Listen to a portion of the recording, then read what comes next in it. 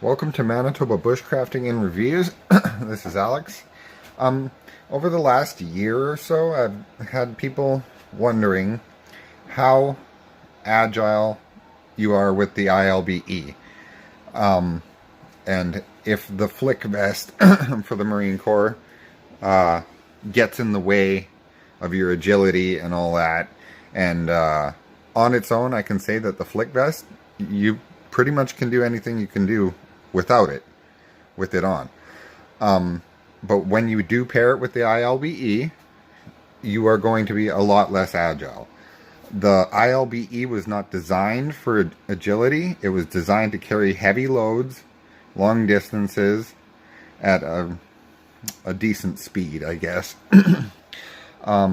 If you're looking to be agile with this vest on, you'd want an assault pack, which the ILBE does usually come with an assault pack. Mine didn't.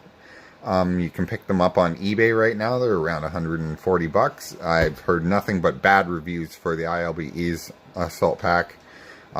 It's basically just bare bones, and if that's what you want, then it'll do that for you. It doesn't really carry a load comfortably, from what I've heard. But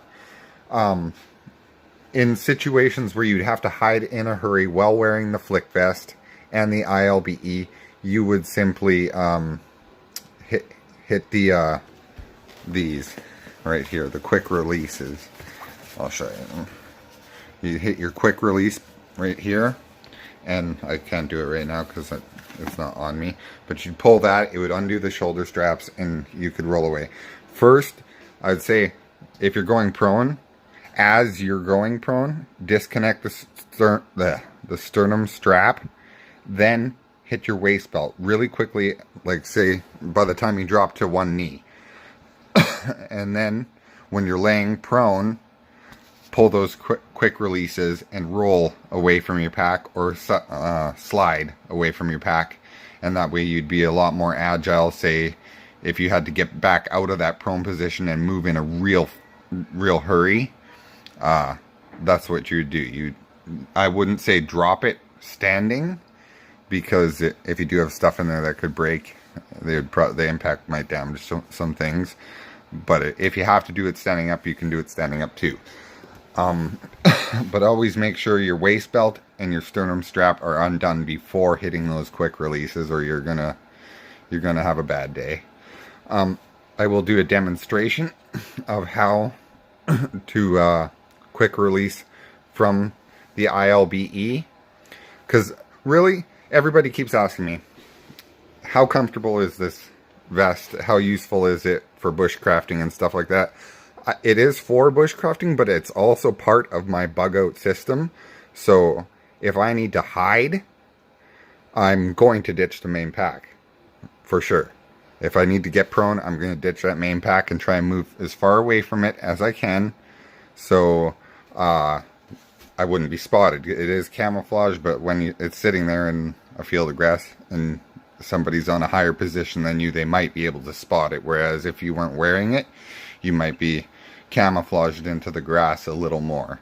But yeah, here I'll do a demonstration of how to ditch the main pack. I'm just going to do the sternum strap up, and the waist belt up. My quick releases are here on these pull tabs. Okay, so this is how I would dismount the pack if I had to go prone, or if I need to hide. Okay, so sternum strap, waist belt on your belly as strong as you can get.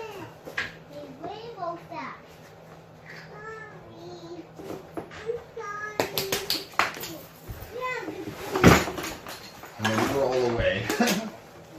I'm not going to do it right now. So that's like 10 seconds. 10 seconds to quick release. And then you could, if this wasn't here, you could roll that way, or you could roll the other way, and then just get as far away from the ILBE as possible. Okay, bye. So otherwise, the flick vest is extremely useful for me anyhow. It's got everything that I would need up front. I can still do feather sticking. I can still tie knots. I can still collect firewood. I can do all those things with this on, and it's not going to get in your way any more than a big jacket would get in your way. Shooting, laying prone and shooting with it, that is a little bit more tricky. They do it in the military, so it's possible. But like when I was out there shooting my my air rifle, I was shooting at a stop sign, and it was kind of difficult to get into a position where you're not too high up and you have something to rest your weapon on. Other than that, though, I find it useful. I find it useful for balance as well with the ILBE, and yeah, I think it was a good purchase for what I paid for it, which was $90, and I got all my stuff up front.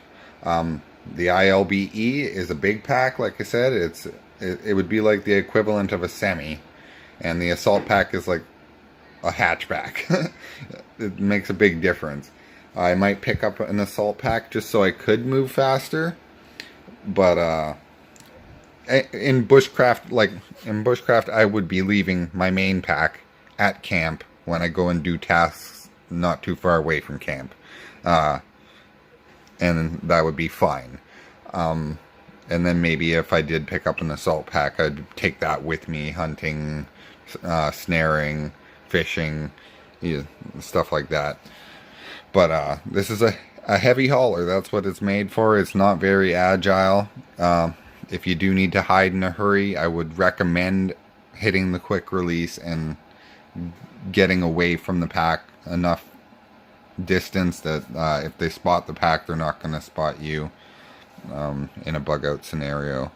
But I highly recommend both these things, the flick vest and the main ILBE rucksack. They're well built, durable, like so durable, and yeah, together just for ruck marches and stuff like that, they're fairly comfortable.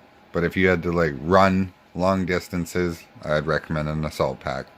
Okay, if you like this video, click like. If you want to share this video, share it.